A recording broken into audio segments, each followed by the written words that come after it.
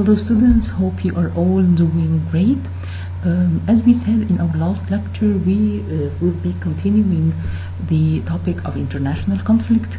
Today we have two parts. The first part that we will conclude the state level or the domestic level. We have only one remaining point, which is the ethnic conflict.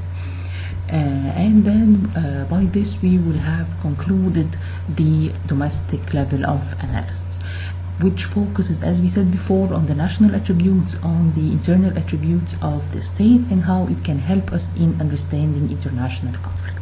And then we will move to the international level, where we will examine several theories and arguments trying to analyze why international conflict happen at the international level of analysis. Here it focuses more on the relations between states, on the role of, for example, the international organizations. It focuses on the distribution of power among different countries and the states in the international system, and how the change in the distribution of power may lead to war. So let's start with our first part, which is concluding the second level of analysis. We have only one remaining point, which is ethnic conflict. And if you remember, we have repeatedly mentioned that although ethnic conflict may appear to be an internal conflict or an internal dispute, however, it has in most cases gained an international aspect. In most in most civil wars or ethnic conflicts, there had been an international dimension. Because, as we said, in a way or another, most ethnic conflicts tend to be internationalized.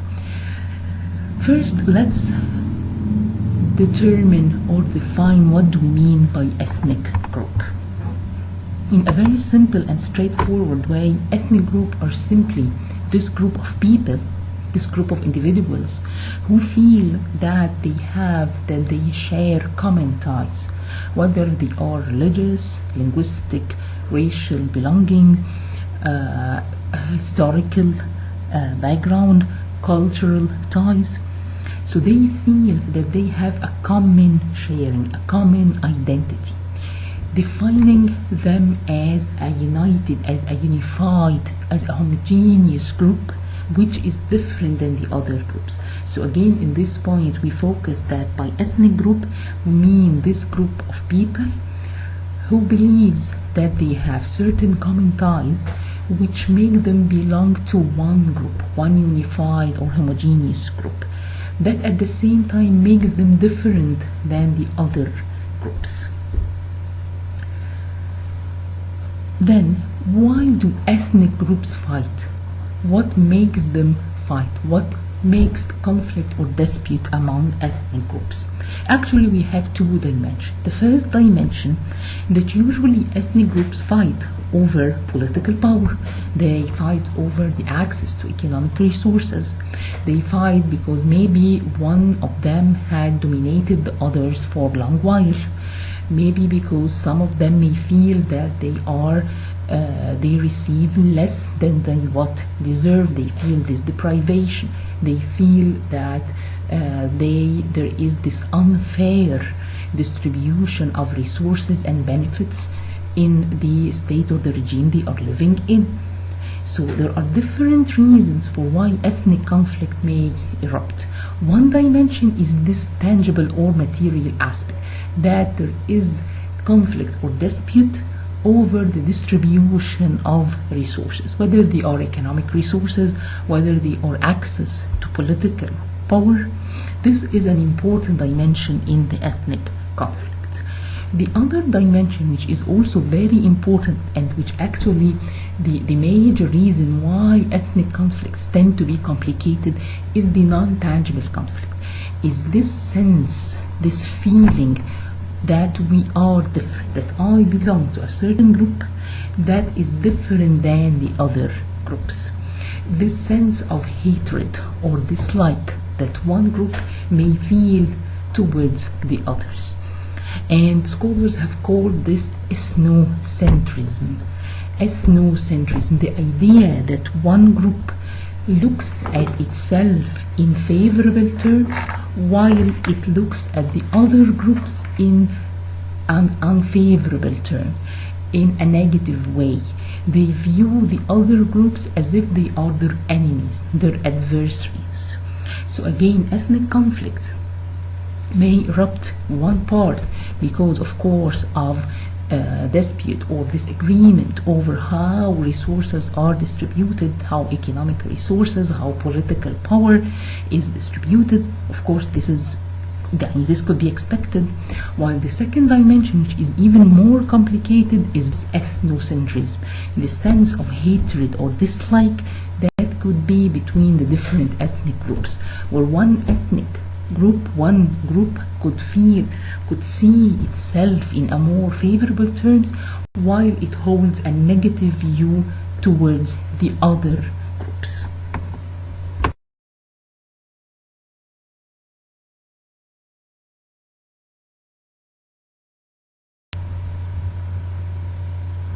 Then why ethnic conflicts play a role in some international conflicts? As we said, that most ethnic conflict, actually, although they seem to be of an internal dimension or an internal characteristic, however, most of them, they are internationalized, because actually in most cases you will find that neighboring countries, regional groups, regional powers, international organizations, they tend to intervene in these conflicts for different reasons. One reason may be for a humanitarian aspect, the idea that some countries may feel that it's their duty to intervene if there is this humiliation, this unfairness towards certain groups or in favor to other groups. In other times, some countries may intervene in ethnic conflicts because they have interest in this country which they are afraid of, which they seek to achieve. For example, Turkey had an interest in Iraq and in Syria. Turkey had a considerable Kurdish minority who seeks since decades to secede and to establish their own Kurdish state. Iraq and Syria, they have the same problem. They have also Kurdish minorities who seek to secede and to achieve or to establish their own state.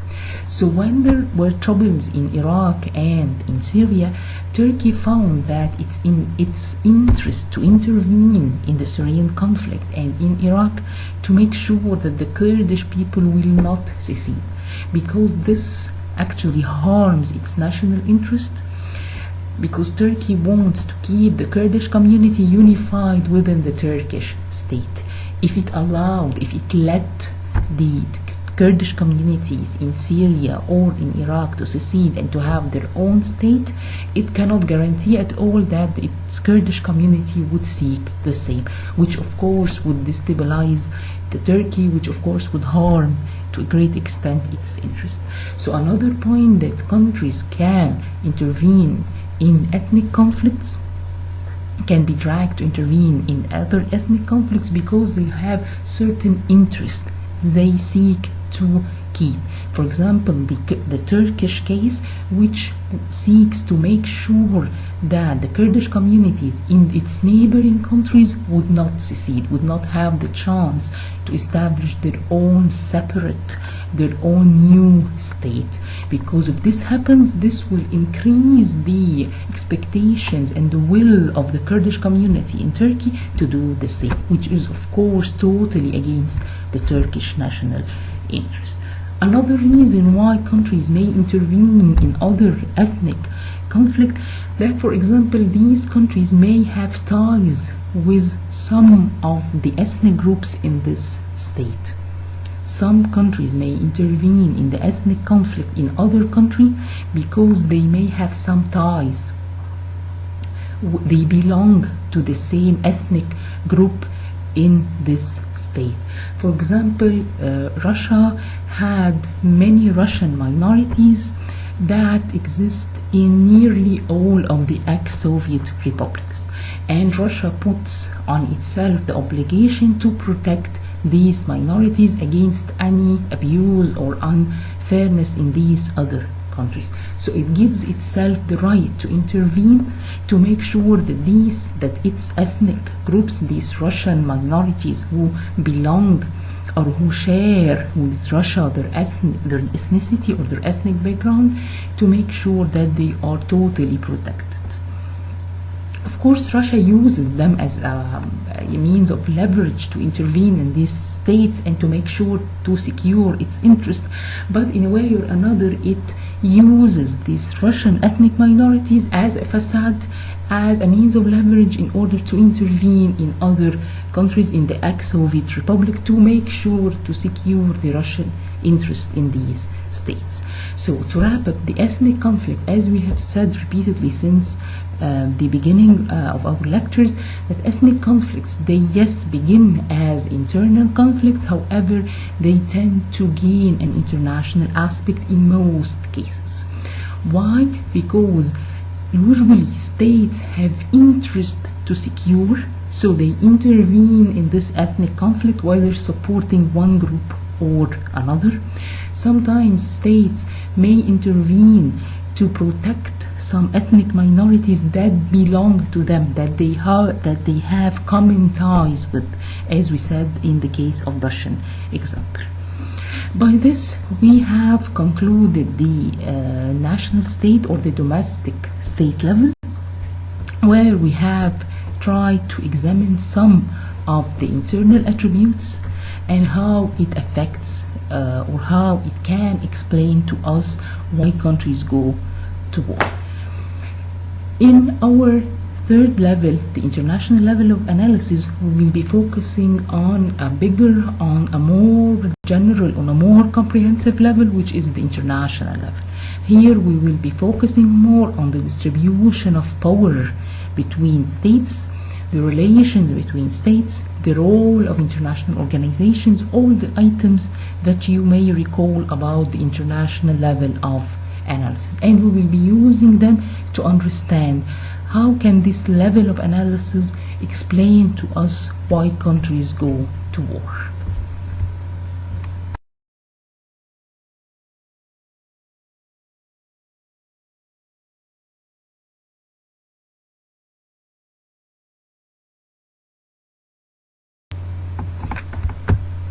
As we said, the third level of analysis, it's concerned with the international level of analysis. It focuses on explaining war and conflict on the level of interactions between countries, in terms of the power distribution among the countries in the international system, and how it may affect or may explain to us the behavior of other states and their decision to go to war.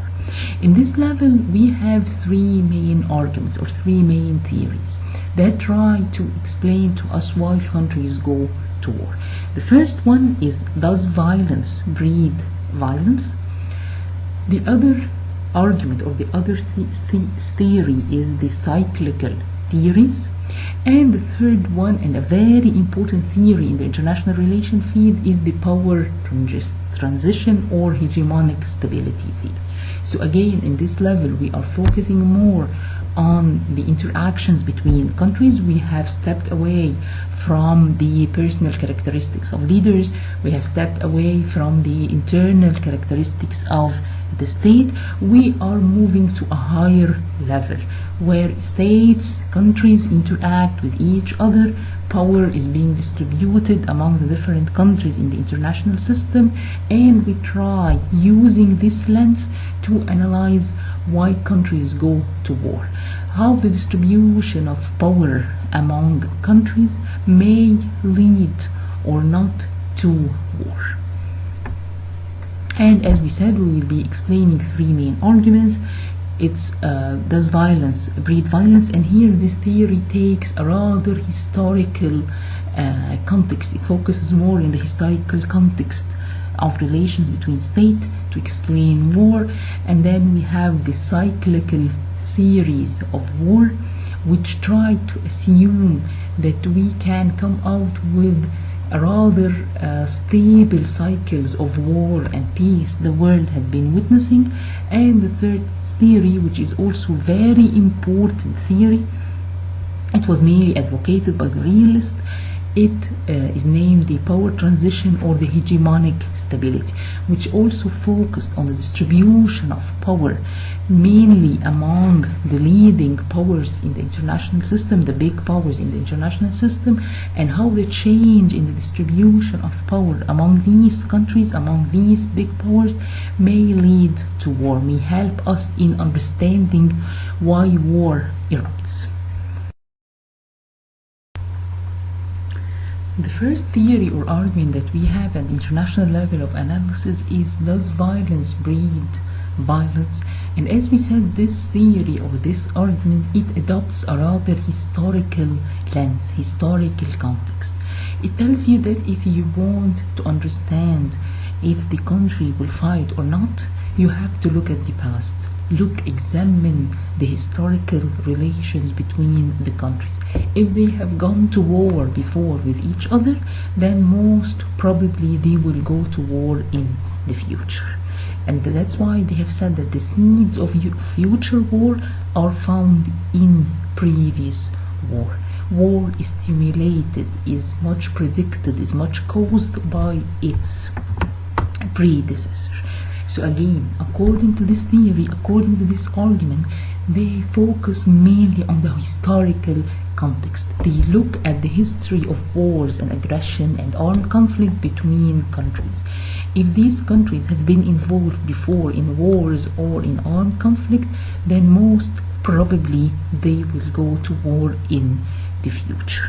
And they gave us examples like the World War I and World War II, and how they were linked to each other. That the same countries nearly who fought in World War I, most of them were engaged, except of course for those countries who have disappeared, like the Ottoman Empire, the Austrian-Hungarian Empire. These empires have disappeared, but other countries, most of them who have been engaged in World War I, have been engaged in World War II. They also give us an example about the U.S. War in the Gulf region, that the U.S. intervened in 1990 to liberate Kuwait, or to expel the Iraqi troops, and then it intervened in 2003, and its military existence continued in the Arab region. So according to this theory, they value very much the historical context. If you want to understand why war happened, look at the past. This will explain to you, because most probably if war happened in the past, it will happen in the future. The seeds of future war, they lie in previous one, they exist in previous wars. But do you think that this theory or this argument is acceptable? To some extent, yes, because of course aggressive relations or past or historical periods of war or armed conflict between countries, of course, affect the level of trust between these states and the possibility to handle their disputes peacefully, of course. So the relation, for example, the aggressive or the tense relations between India and Pakistan, of course, it may highlight the possibility, the usual possibility, that war may erupt again between these two countries. So in a way or another, they may have logic that yes, aggression, past aggression, historical context of aggression, historical experiences of aggression and armed conflict may affect, of course, the relations between the state, may affect the possibility of holding or having peaceful settlement of conflict. However, this does not mean, on the other hand, that there is this deterministic link between past wars and future wars. This means that there is no such deterministic link between future wars and past wars, because countries who fought in World War I and World War II, like the European countries, they have actually did not have a war since then. Although the European countries have fought each other for tens and hundreds of years, they decided since the Second World War not to have a war again, not to get involved into armed conflict again, and they were able to establish a peaceful zone, a peaceful European zone. So one of the answers, or one of the criticisms for this argument, that yes, maybe you have provided some examples that previous wars may explain future wars.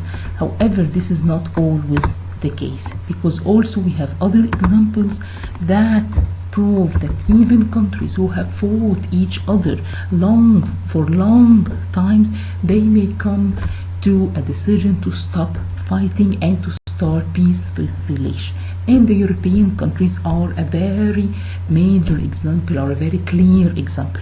Countries like Britain, France, Germany, Italy, they have historical wars, they have historical armed conflicts. However, these countries have not fought each other since the Second World War. So this theory, the main argument of this theory, or the main argument of this point, that if you want to understand international conflict, you have to look at the past in the aggressive conflict, armed conflict between countries. Future wars, they lie in past war. As we said, their logic, yes, they have some logic, they have some point of view, because yes, of course, historical aggression, historical experiences of armed conflict, of course it affects the relations between countries, of course it affects the possibility of holding peaceful settlement of disputes. However, on the other hand, as we said, there are some criticism for this argument, that there is no such a deterministic link between historical wars, between old wars, previous wars, and future wars. It's not a must that if countries have fought each other in the past, then they will fight each other in the future.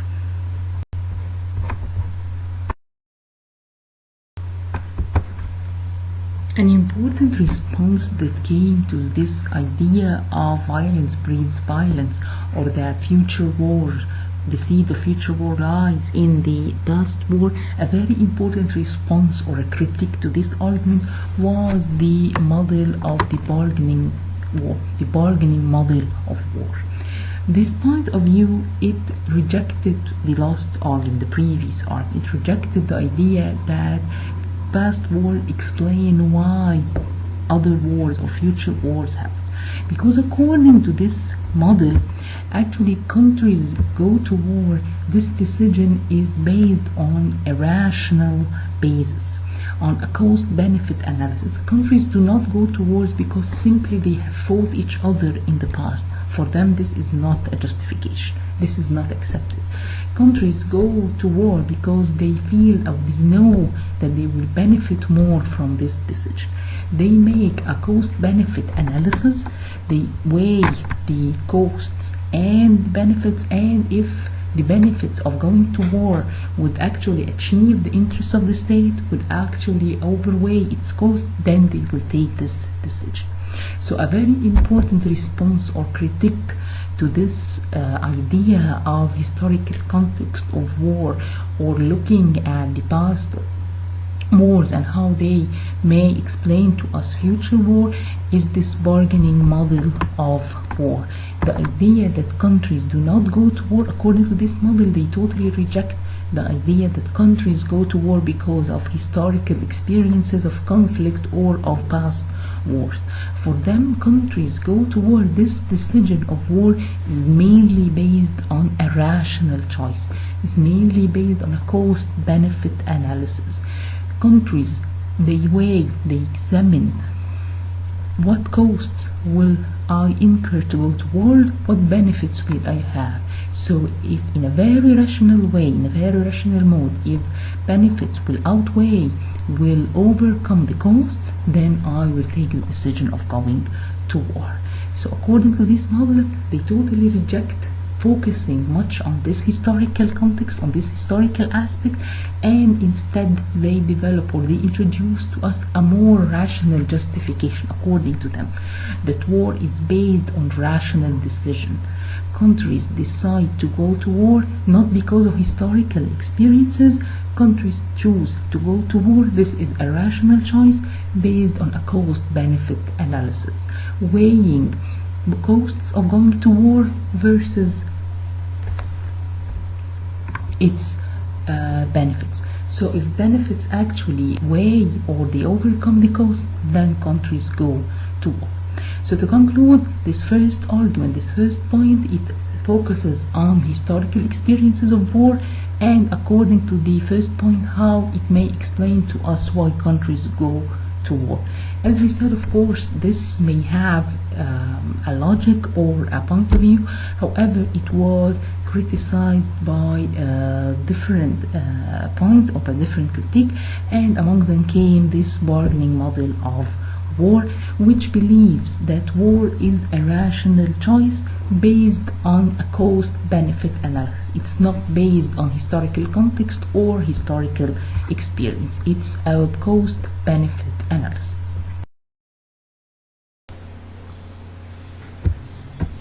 The second theory at the international level of analysis, it's called cyclical theories or cycles of war and peace. According to the advocates of this theory, they try to justify or to explain wars, especially the big or the extensive wars that the world had witnessed. According to them, the world had been witnessing long cycles of war and peace. The advocates of this theory, they have tried to study the major wars that the world had faced over the last 5 or 6 centuries. So the starting point that they tried to study and to investigate the wars, the big major wars that happened over the last 5 or 6 centuries. And they came with a conclusion. For them, they noticed that the world usually witnessed a long period of peace and stability, where there is this hegemonic power. We have a major power that dominates over the international system and leads to relative stability and peace for a relative long period of time. They estimated this time like to 80 to 100 years. But does this continue forever? The answer is no. After a certain while, this hegemonic power starts to weaken, starts to be weaker. States are like people, they get older, they get weaker. So hegemonic powers, they stay for a while very powerful, able to dominate the international system. However, after a while they start to decline, their power starts to decline, to fade away. At the same time, we have other rising powers, we have other states and countries who start to accumulate more power to be ready to defy this hegemonic power. So we have this current hegemonic power who starts to decline, to fade away, while we have new rising, challenging powers that start to accumulate more and more power, start to be more powerful. At that time, according to this theory, usually a big hegemonic war happens. And the result of this hegemonic, this extensive, this big major war is the decline of the previous hegemonic power and the rise of a new hegemonic power that also stands, that also stays for a long time, also a new cycle which lasts for like 80 to 100 years, and then the same process happens again. This new hegemonic power after a while starts to decline, and then we have new defying, rising, challenging powers that challenge this current power, and we have a major power that erupts. So these theories, as we said, they try, of course, as we have agreed, we understand the arguments of these theories, and then we build our own argument, whether for or against.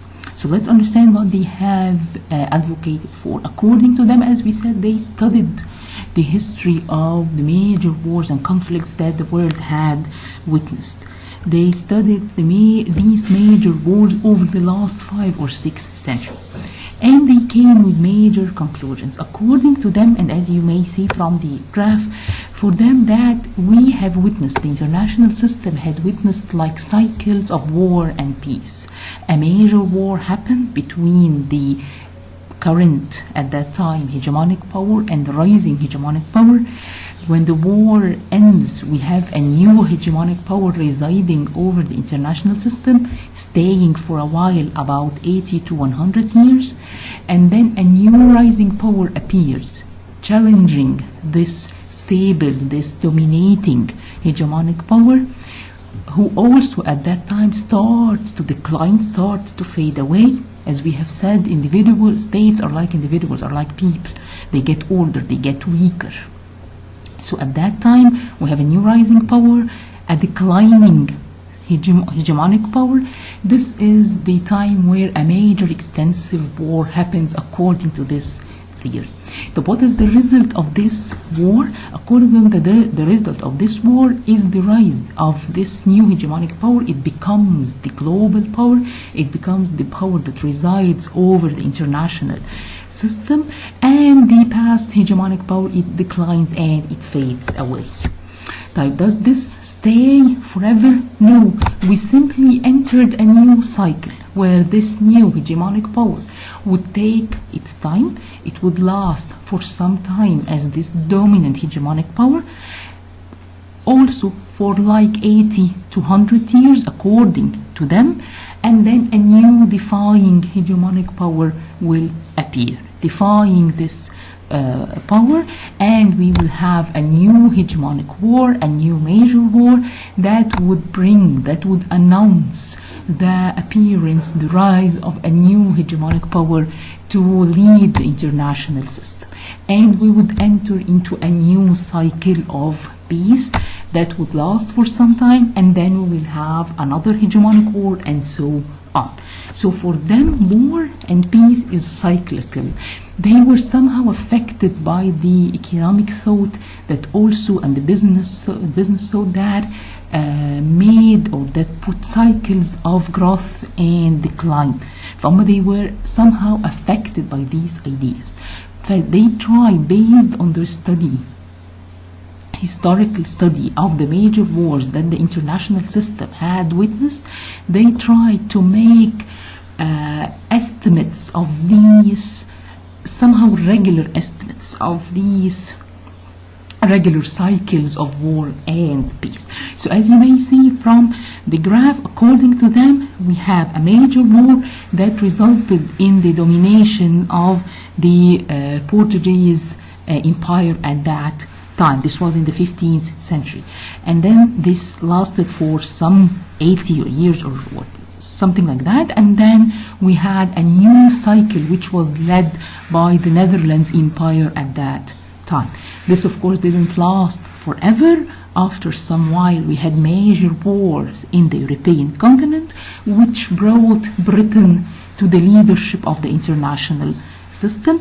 And then we had another cycle, which was also won by Britain, and it continued leading the international system until World War I and World War II, which, according to them, it ended the supremacy of Britain over the international system, and it brought the US to the leadership of the system. So according to this theory, again, they tried to put regular frequencies of war and peace in the international system. Based on what? Based on their study or investigation of the previous wars, the previous major wars that the world had witnessed, starting since the end of the 15th century until the Second World War. And what did they conclude? They concluded that each cycle, which they estimated to be about 80 to 100 years, witnessed a major war.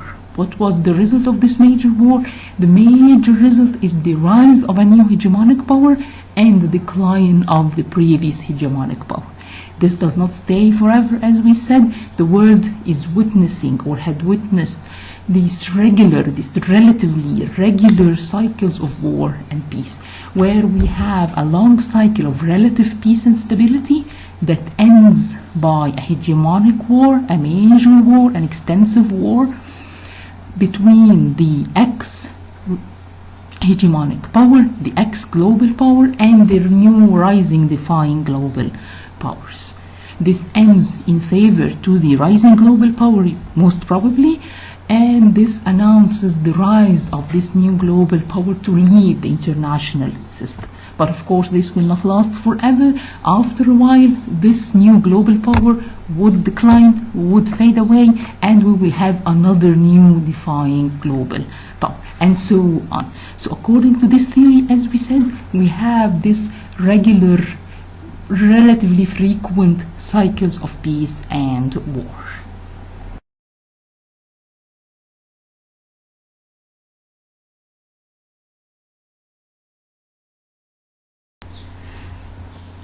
Another point that was advocated by the cyclical theory is that when they explain or they try to explain why the world, according to them, witnessed this relative cycle of peace, they believe that this cycle of relative peace and stability was, as we said, because we had this dominating hegemonic power that rested for a while on the other, that was more powerful compared to other states. So for them, this explained that the world would stay for a while in peace, because we have this very strong, very powerful, dominant hegemonic power that no state defies, that no state can defy. Of course, until time passes and this power starts to decline, while we have new powers that are developing and so on. But to explain this cycle of peace, for them, as we said, a major factor was the existence of this hegemonic power who is able to control the international system. And another point, very important, is what they have proposed as the war weariness hypothesis, the war fatigue hypothesis.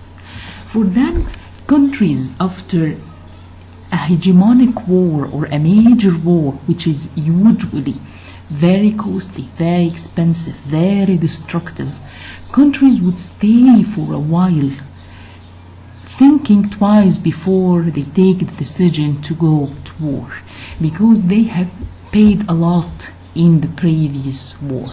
So for them, why the world stays relatively peaceful after the end of a hegemonic war? Number one, because the world is governed at that time by a dominant, powerful, hegemonic power. Number two, because after the end of such a hegemonic and world war, actually most countries are like tired of fighting, or like feeling fatigue of fighting. They have paid a lot.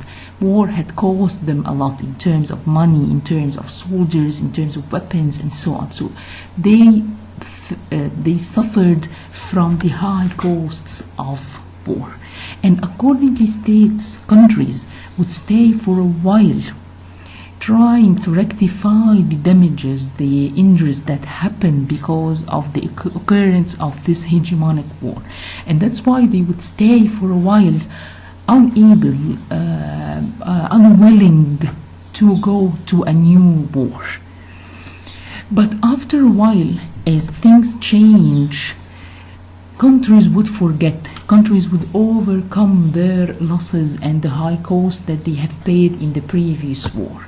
And as time passes, countries would be more willing, would be more ready to go to a new war. So according to this preposition, they try to explain to us why the world witnesses this cycle of peace and stability after a hegemonic war.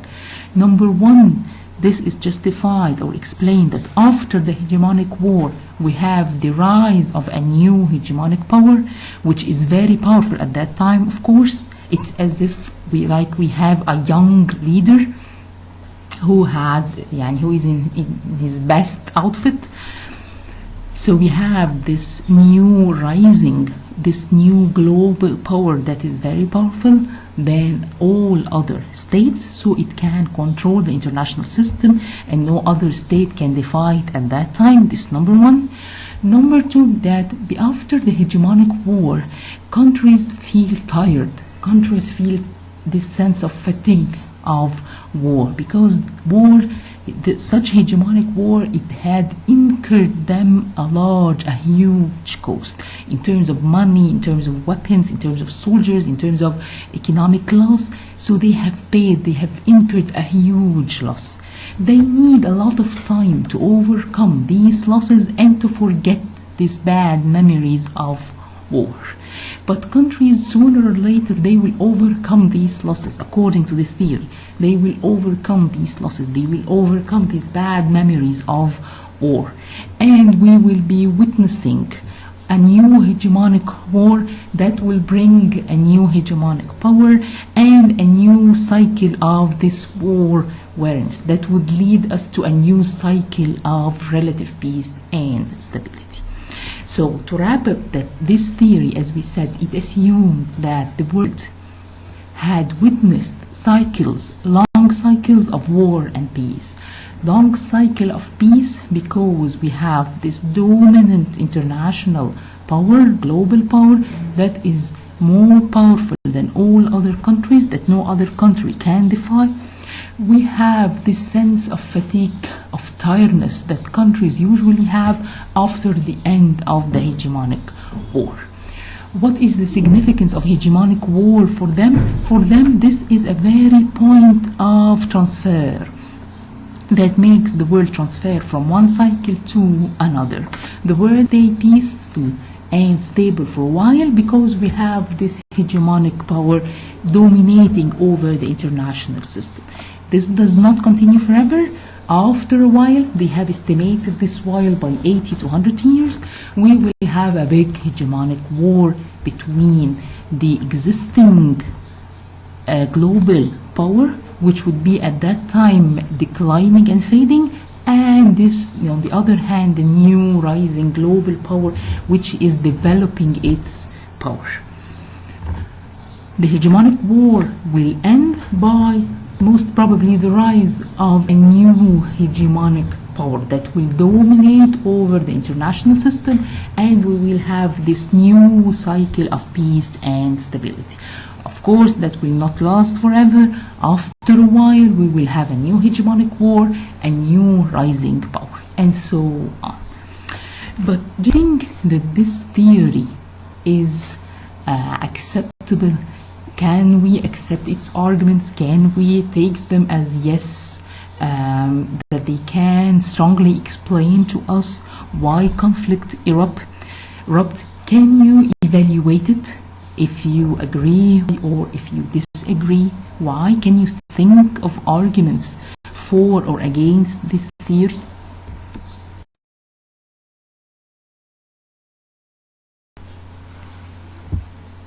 One of the points of debate that this theory had risen is that actually we cannot, it's very difficult that we can assume these regular intervals of war and peace. They have done, of course, good effort in studying, investigating these historical periods and to come out with this conclusion, but some of the critics that these estimates were somehow oversimplified. Yes, they highlighted major intervals in the life of the international system where power moved from one hegemonic power to another. The dominance of the international system moved from one hegemonic power to another. However, we cannot take these results in a very granted form, or we cannot assume that they are these accurate. Number two, most theories always face the problem or the critic of deterministic link. Remember when we spoke about the advocates of thus violence breed violence, and we said that they have assumed a deterministic link between past experiences of war and armed conflict between countries and future possible wars, the same mistake or the same pitfall was found also in the ideas of that they try to make a deterministic assumption of these cycles of war and peace. And the international system is very difficult. The international system is always changing. It's very difficult to put such strict and deterministic intervals of war and peace or changes in it. It's very difficult to assume this. Number 3, or another point of debate, is about what they have assumed as the long cycles of peace. That they have assumed that the end of the hegemonic war would bring a new cycle of relative peace and stability. Because, as we said, countries would be fatigued, would be tired of war, and because of the supremacy of one powerful, strong hegemonic power. However, history, even if we use the same tools of history and we looked at the history of wars between countries, we will find that these cycles did not witness full peace and stability. Actually, wars continued between countries even during these assumed cycles of peace. Countries did not stop fighting each other. Wars did not stop. So this assumption of cycle of peace based on the idea that countries feel fatigued, worried, this actually does not apply.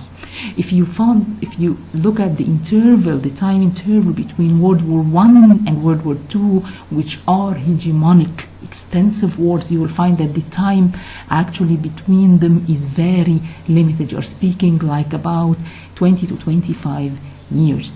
And during this period, there were much tensions and conflicts between the most of the European countries, in addition, of course, to the rising Asian powers like Japan at that time. So, and of course, I'm sure you can think about other. I wish we were in class where I could listen to your arguments supporting or rejecting this theory, but these some of the points that came as a reaction to the ideas of the cyclical theories. And of course, I'm sure you can add much more to it. So, to wrap up what we have spoken about today, we started by finalizing the state level of analysis. We took our last point in the state level of analysis, where we examined the ethnic conflict and to what extent it had an international aspect and it can explain to us armed conflict between countries. And then we moved to the international level of analysis, which we are supposed to study 3 main theories. We took 2 of them, which is does violence breed violence, and as we said, it relates past experiences of war and aggression to a new possible armed conflict. If you want to estimate or understand future wars between countries, you can look at the past and see to what extent they had previous or past experiences of aggression. Of course, we said that it was defied by the idea of rational choice, this cost-benefit analysis decision, that according to this trend is actually the basis of the country's decision to go to war. The second argument which we took also was the cyclical theory, or the theory of cycles of war and peace, which, as we said, try also using history, trying to come out with conclusions about regular or frequent estimates of cycles of war and peace in the international system. It also proposed the idea of war weariness, where countries get fatigued or tired of war, and this explained, according to them, partly why the international system may witness cycle of relative peace and stability. As we said, of course, each theory of them had its own critique. We can accept it or reject it. I hope that you have benefited from this lecture. Please, my usual advice, read your PowerPoint very well, go back to your text and listen to the audio, and if you have any inquiries or questions, you can come back to me or to Dr. Heidi. Next time, inshallah, next week, we will continue our topic of the international conflict at the international level of analysis. We will conclude it by Keynes' theory of power transition or hegemonic stability theory. By that, we hopefully would have concluded our topic on international conflict. I wish you the best and wish to see you soon, inshallah.